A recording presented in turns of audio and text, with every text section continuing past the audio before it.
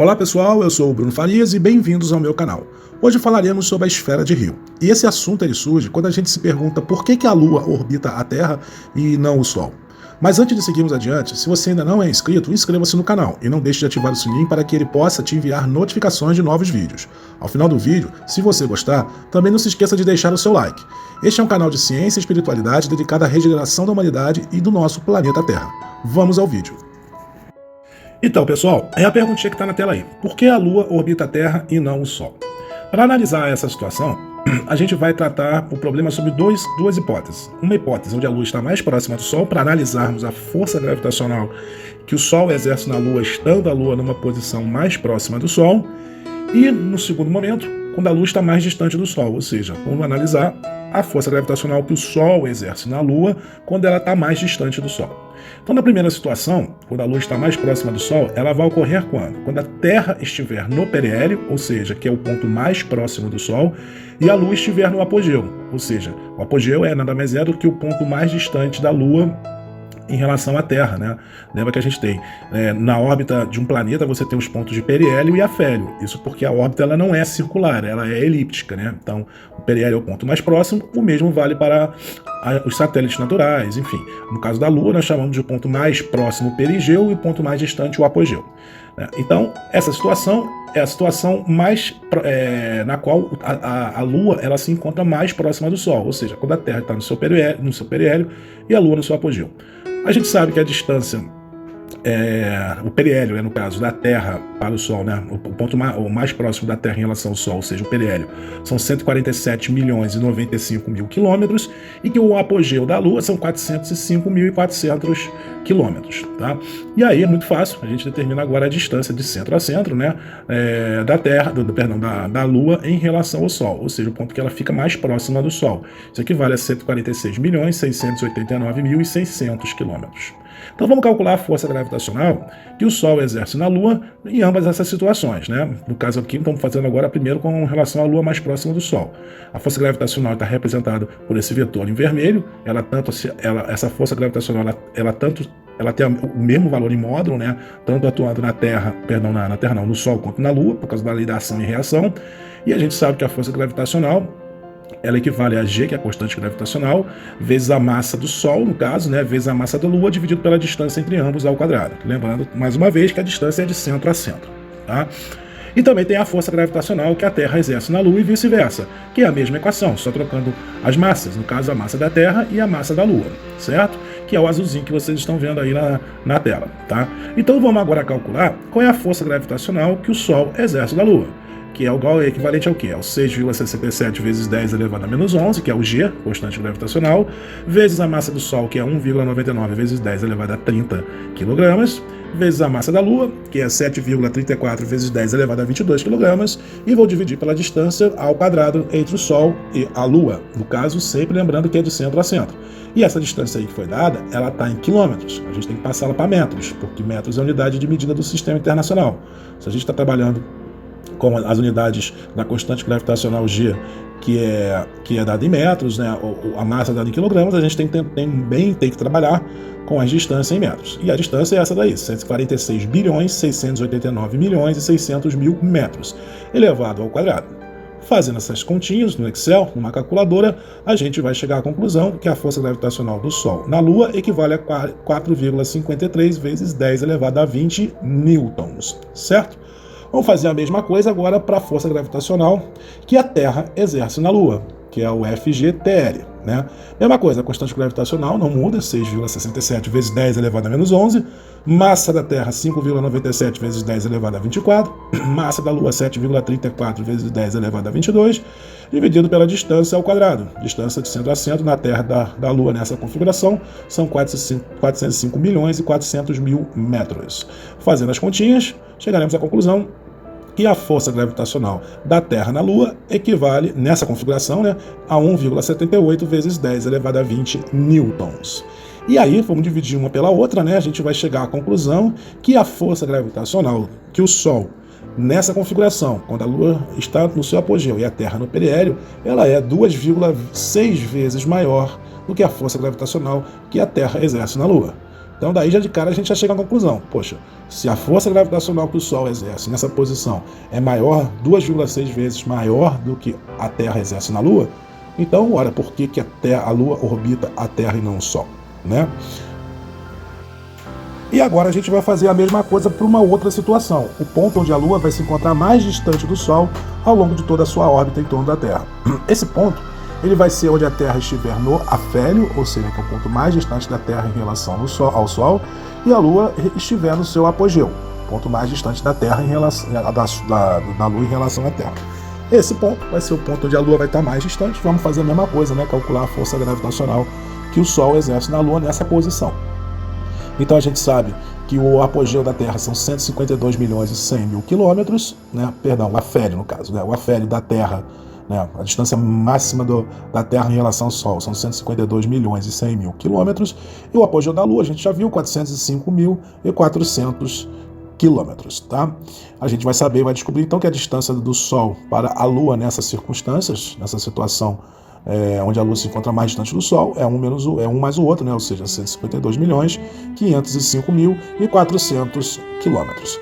Vamos calcular as forças gravitacionais que o Sol exerce na Lua, esses vetores em vermelho, a mesma equação, massa do Sol, massa da Lua, G que é constante gravitacional, né? E também vamos calcular a força gravitacional que a Terra vai exercer na Lua, que são esses azuisinhos, esse vetor azulzinho. E a equação é a mesma, né? Só que só muda a massa. Em vez de ser massa do Sol, passa a ser massa da Terra, vezes massa da Lua. Vamos começar a calcular. Então a gente sabe que a força gravitacional do Sol na Lua, nessa situação, ela vai ser a constante gravitacional 6,67 vezes 10 elevado a menos 11, vezes a massa do Sol, 1,99 vezes 10 a 30, vezes a massa da Lua, 7,34 vezes 10 a 22, dividido pela distância entre o Sol e a Lua ao quadrado. Distância de centro a centro, vamos converter quilômetros em metros também. Então seriam 152 bilhões, 505 milhões e 400 mil metros. Isso elevado ao quadrado. Fazendo essas continhas, 4,19 vezes 10 elevado a 20 newtons. Então essa é a força gravitacional que o Sol vai exercer na Lua na configuração onde a Terra vai estar no afélio e a Lua no apogeu. Ou seja, a distância do Sol para a Lua é a máxima possível, né? E agora vamos calcular a força gravitacional que a Terra exerce na Lua. Mesma coisa, 6,67 vezes 10 elevado a menos 11, que é a constante gravitacional, vezes a massa da Terra, 5,97 vezes 10 elevado a 24 kg, vezes a massa da Lua, 7,34 vezes 10 elevado a 22 kg, divididos pela distância entre a Terra e a Lua ao quadrado, mas tem 100 metros, né? Ou seja, 405 milhões e 400 mil metros ao quadrado. Fazendo essas continhas, a força gravitacional que a Terra vai exercer na Lua é 1,78 vezes 10 elevado a 20 newtons. É igual à da anterior, né? Porque, afinal de contas, a Lua continua no apogeu. Dividindo um pelo outro, a força gravitacional de 4,19 vezes 10 a 20, que é a força gravitacional que o Sol exerce na Lua, nessa situação dividido pelo 1,78 vezes 10 a 20, a gente vai chegar à conclusão que nessa configuração, a Lua, a força gravitacional do Sol, ela é 2,4 vezes maior. Então, como vocês podem ver nessa animação, a gente sabe, nem precisava dessa animação aqui no caso, né? A Lua, ela orbita a Terra e não o Sol.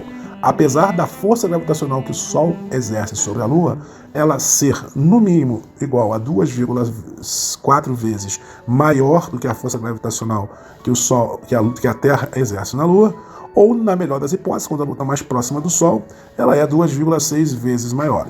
E a gente se pergunta, e aí? Por que a Lua orbita a Terra e não o Sol?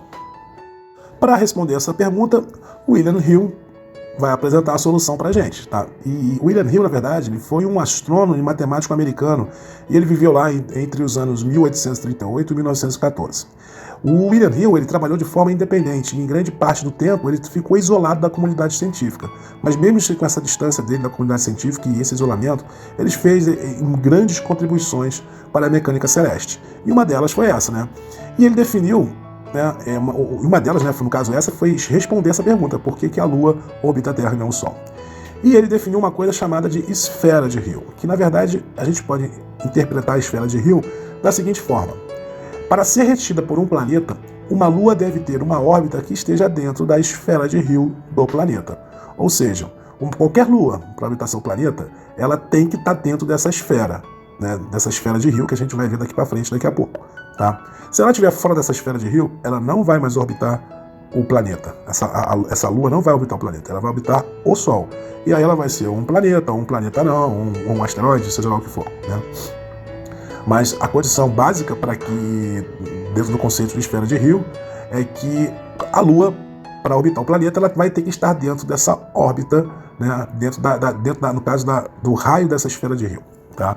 Uma outra forma da gente definir a esfera de Hill é dizer que ela se aproxima da esfera de influência gravitacional de um corpo menor diante da perturbação de um corpo mais massivo, que nada mais é que o exemplo que a gente está discutindo aqui, tá vendo? Que é, no caso, o corpo maior, né? Com um corpo mais massivo é o Sol. Então a gente tem lá o Sol, ele influenciando gravitacionalmente a Lua, tá? O William Hill, eu não vou demonstrar essa equação, tá?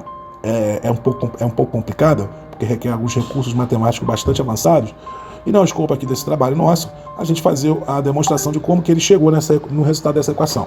Mas ele definiu e ele calculou esse RH que a gente chama de raio da esfera de Hill, que nada mais é do que o A. Esse A é o semi-eixo maior da órbita do planeta, vezes 1 menos E, esse E é a excentricidade da órbita dos planetas, vezes a raiz cúbica de M minúsculo, que é a massa do planeta, dividido por 3 vezes o M maiúsculo, que é a massa da estrela.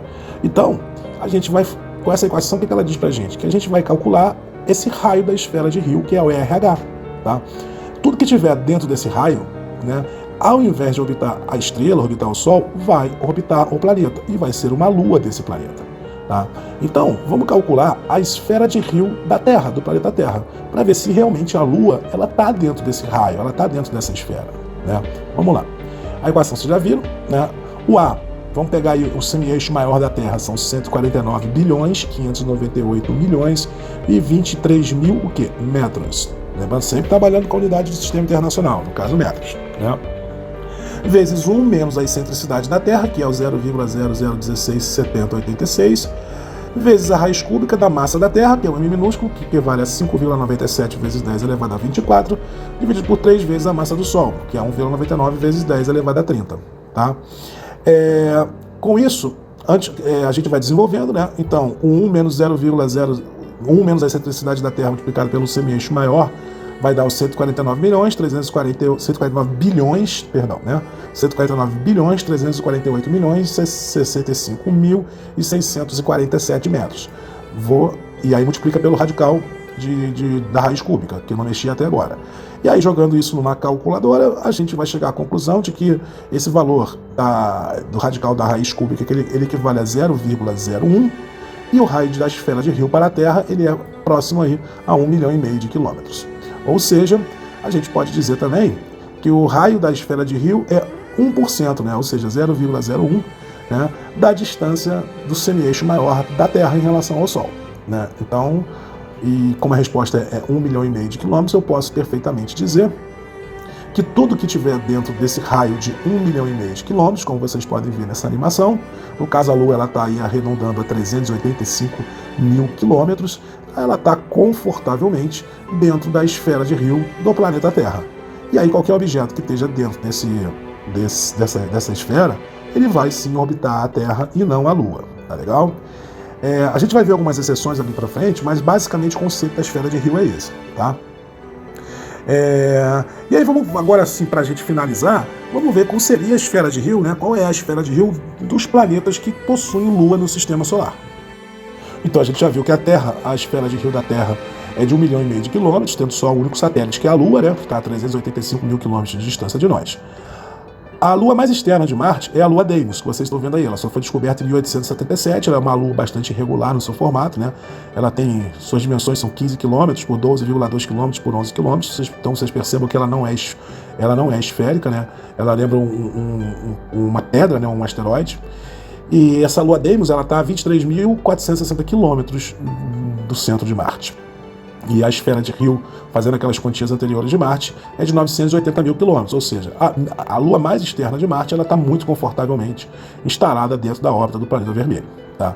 Júpiter também tem uma lua né, que é a mais externa dele, que se chama Lua Sinop, que é aí que vocês estão vendo na foto. Ela foi descoberta em 1914. É uma lua muito pequena, só com 35 km de diâmetro, mas está bem longe, está praticamente a 25 milhões de quilômetros do centro de Júpiter. E o raio da esfera de Rio do planeta Júpiter, fazendo as continhas que a gente já fez anteriores, né, é de 50 milhões e 500 mil quilômetros. Ou seja, a esfera de Rio para a Lua Sinop, ela está confortavelmente aí dentro da esfera de Rio do planeta Júpiter. A mesma coisa para a Lua Saturno, para a Lua 58, esse LVII aí de Saturno.